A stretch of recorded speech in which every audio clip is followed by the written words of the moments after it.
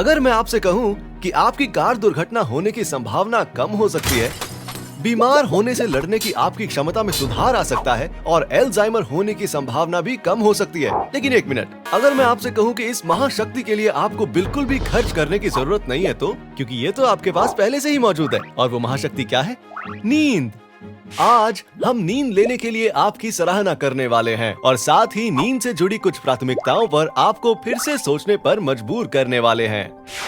नींद हमारी जिंदगी का लगभग 1/3 भाग ले लेती है, लेकिन हम इस बात पर अधिक ध्यान नहीं देते। हर बार लोगों से सिर्फ इस बात का बहाना कर देना कि काम ज्यादा था इसलिए नींद पूरी नहीं हुई, ये तो आम बात हो गई है। क्योंकि आप अधिक काम कर रहे हैं, ये अक्सर सम्मान के रूप में देखा जाता है। नींद को हमें समय बर्बादी नहीं समझना चाहिए या फिर आराम करने का तरीका नहीं मानना चाहिए। ये हमारे शरीर के महत्वपूर्ण कार्यों में से एक है। पूरी नींद लेने से शरीर में सभी जरूरी प्रणालियां संतुलन में रहती है, जैसे रेस्पिरेटरी, सर्कुलेशन, ग्रोथ और इम्यून रिस्पॉन्स। जो लोग पूरी नींद नहीं लेते हैं उनमें अक्सर ऐसी बीमारियों के संकेत नजर आते हैं, जैसे मोटापा, डायबिटीज, डिप्रेशन, अल्जाइमर्स और कैंसर। तो क्या नींद वाकई मायने रखती है? वैसे इसका सीधा जवाब है हाँ। आइए एक नजर अच्छी नींद लेने के फायदों पर भी डाल लेते हैं। पहला, सीखना और याद रखना। नींद दिमाग को मेमोरी कंसोलिडेशन नाम की एक प्रक्रिया के माध्यम से किसी भी नई जानकारी को याद रखने में मदद करती है। अध्ययन से पता चला है कि काम सीखने के बाद सो जाने से बाद में वो काम अच्छी तरह हो पाता है। दूसरा, मेटाबॉलिज्म और वजन। नींद न आने की वजह से वजन बढ़ता है, क्योंकि इससे हमारे शरीर की प्रक्रिया और कार्बोहाइड्रेट को स्टोर करने के तरीके पर काफी असर पड़ता है और भूख बढ़ाने वाले हार्मोन के स्तर में बदलाव आता है, जिससे वजन बढ़ता है। तीसरा, सेफ्टी। रात में नींद पूरी ना होने की वजह से दिन में आपकी आंख लगने की ज्यादा संभावना होती है, जिसकी वजह से आप काफी गलतियां करते हैं, जैसे कि चिकित्सा में, हवाई यातायात दुर्घटनाएं और सड़क दुर्घटनाएं। चौथा, मूड। नींद की कमी से चिड़चिड़ापन, अधीरता, ध्यान केंद्रित करने में असमर्थता और मन विचलित हो सकता है। कम नींद की वजह से आप उन चीजों को भी करने में थकने लगते हैं जिन्हें आप करना चाहते हैं।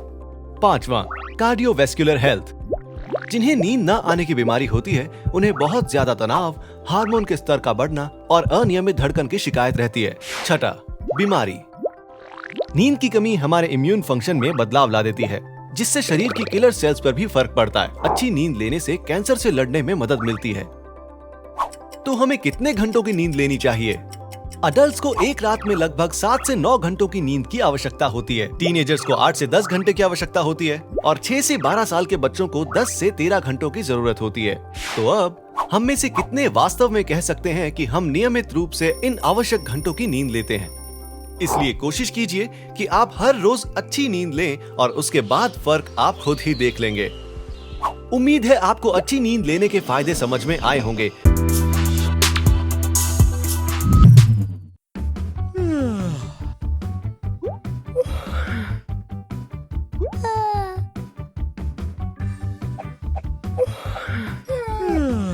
क्या ऐसी तस्वीरें देखकर आपको भी उबासी आने लगी?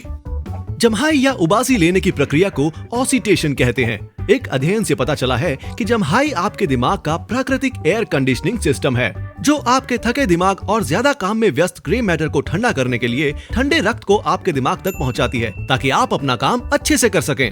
यहाँ तक कि उबासी के बारे में सोचने से भी आपको उबासी आ सकती है। सभी उबासी लेते हैं, यहाँ तक कि जानवर भी। आमतौर पर लोगों का ये मानना है कि जब नींद आती है तभी उबासी आती है, लेकिन ऐसा नहीं है। उबासी लेने के 3 मुख्य कारण हो सकते हैं।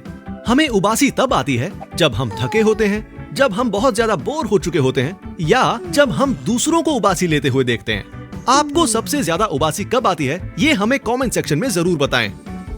कुछ मजेदार फैक्ट। क्या आप जानते हैं कि बच्चे भी गर्भ में उबासी लेते हैं?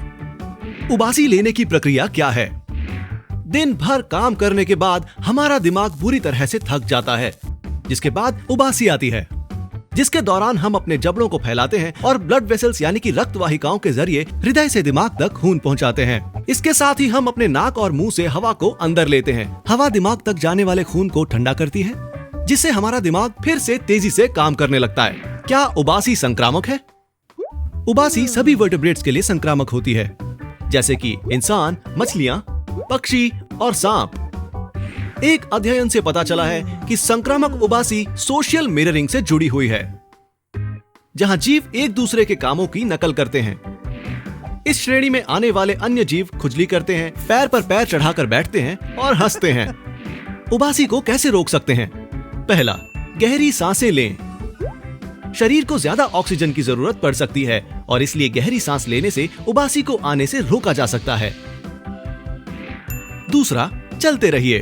अपनी दिनचर्या को तोड़ने से आपके दिमाग में ऊब बढ़ जाती है। थकावट, ऊब आना और तनाव की भावनाओं से लोगं को अधिक उबासी आती है। ज्यादा उबासी आने से आप ज्यादा कैफीन लेना भी शुरू कर देते हैं। तीसरा, खुद को तरोताजा रखिए। आप बाहर भी घूम सकते हैं या फिर किसी ठंडी जगह पर जाकर भी बैठ सकते हैं। अगर आपके पास ये सब करने का समय नहीं है तो ठंडा पानी पीजिए या फिर ठंडे स्नैक्स खाइए।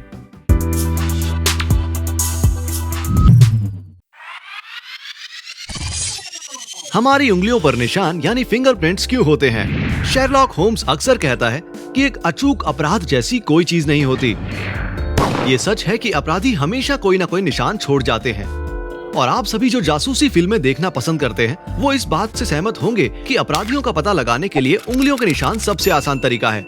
लेकिन क्या आपने कभी सोचा है कि हमें फिंगरप्रिंट्स होते क्यों हैं और हमारी जिंदगी में वो क्या भूमिका निभाते हैं? आज फिंगरप्रिंट्स को लेकर हम आपके सभी सवालों के जवाब देंगे। सबसे पहले ये जानते हैं कि आखिर फिंगरप्रिंट होता क्या है।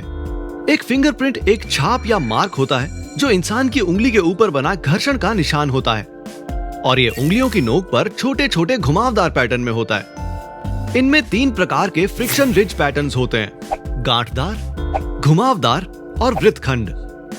फिंगरप्रिंट की पहचान करना यानी डैक्टिलोस्कोपी एक तरह की प्रक्रिया होती है जिसमें मुजरिम के रिज इंप्रेशन को उंगलियों, हथेलियों और उन पैरों की उंगलियों से मिलाकर देखा जाता है जो डेटाबेस में पहले से मौजूद होते हैं। और अब सवाल ये है कि इन फिंगरप्रिंट्स का मकसद क्या होता है और ये हमें क्यों होते हैं?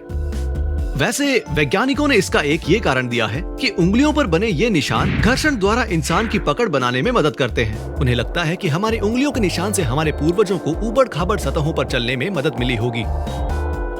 उंगलियों के निशान का एक और उद्देश्य ये भी है कि ये स्पर्श की भावना और चीजों की पहचान करने में भी सहायक होते हैं। इन लकीरों के नीचे मैकेनो रिसेप्टर्स होते हैं। ये एक तरह के सेंसरी रिसेप्टर्स होते हैं जो तब काम करने शुरू हो जाते हैं जब इनसे कोई चीज टकराती है या फिर आप कोई सामान उठाते हैं और साथ ही ये दिमाग को भी जरूरी जानकारी पहुंचाते हैं। लेकिन हर किसी के फिंगरप्रिंट्स अलग क्यों होते हैं? लोगों के फिंगरप्रिंट्स पैटर्न एक जैसे हो सकते हैं लेकिन उसके बावजूद भी वो मेल नहीं खाते। यहां तक कि फिंगरप्रिंट्स डीएनए से भी ज्यादा खास होते हैं।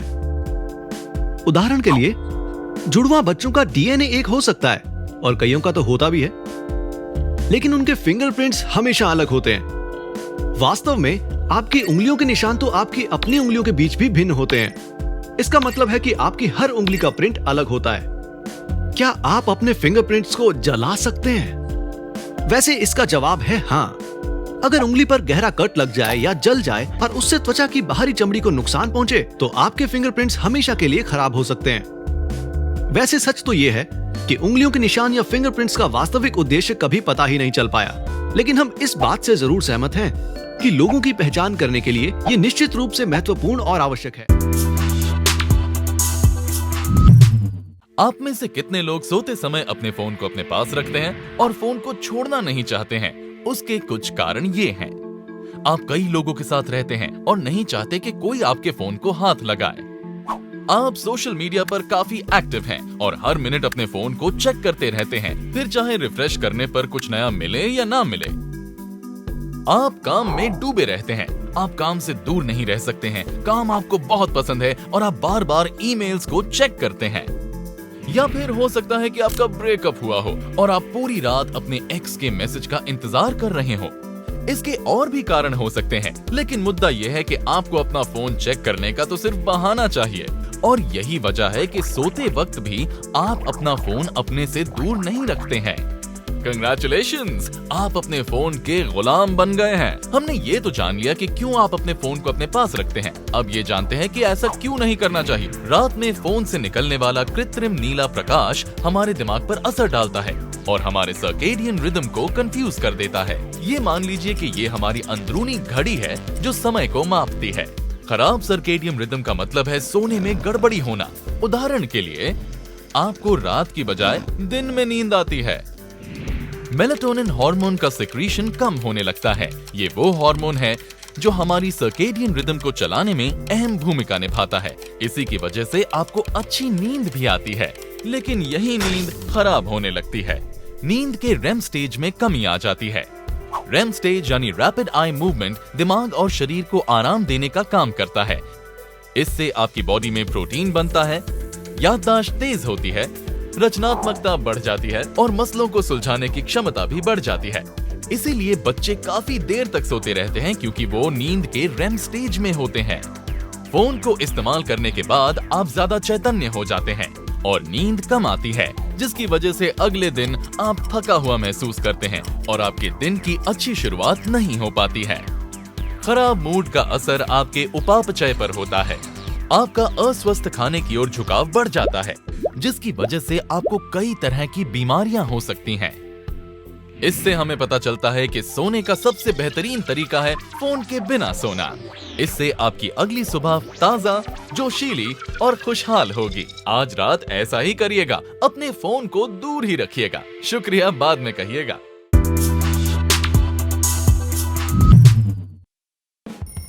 क्या आप सुबह कम से कम 3 से 5 बार स्नूज बटन दबाते हैं? क्या जागने के लिए आपको 5 बार अलार्म सेट करने की आवश्यकता पड़ती है? क्या आप काम पर अक्सर लेट हो जाते हैं क्योंकि आपका अलार्म नहीं बजता है? अगर आप सुबह जल्दी नहीं उठ सकते हैं या फिर जल्दी उठने में तकलीफ होती है, तो इन 5 अनोखे तरीकों को अपनाइए, जिससे आप बार बार स्नूज बटन नहीं दबाएंगे और दिन भर अच्छा महसूस करेंगे। पहला नंबर, अपने अलार्म को दूर रखें। ऐसा करने से आपको अलार्म को बंद करने के लिए उठना और चलना होगा, इसलिए बार बार उसे स्नूजिंग पर रखना आसान नहीं होगा।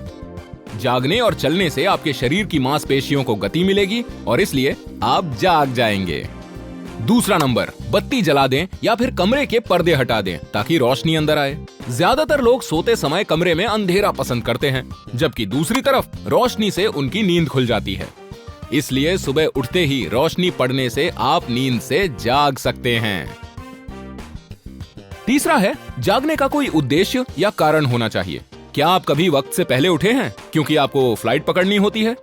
ऐसा इसलिए होता है क्योंकि आपके दिमाग में चल रहा होता है कि आपको उठते ही कोई काम करना है। रोजाना उठने का एक कारण निर्धारित करें, जैसे कि साइकिल चलाना या जिम जाने का फैसला करना। ऐसा करने से आप आराम से उठ जाएंगे और अलार्म को स्नूज पर नहीं डालना पड़ेगा। चौथा नंबर, सही चक्र में जागें। अध्ययनों से पता चला है कि पूरी नींद लेने के मुकाबले रेम स्लीप का लेना बहुत ज्यादा जरूरी है। दरअसल स्नूजिंग आपके दिमाग को भ्रमित करता है और आपके रेम सर्कल को प्रभावित करता है। रेम साइकिल के बीच में जागने से आपको नींद और सुस्ती महसूस होती है। इसलिए यदि आप सही समय पर सोते हैं तो आप सही समय पर जाग जाते हैं। पांचवा नंबर है पानी पीना। सुबह उठते ही पानी पीना अच्छा रहता है।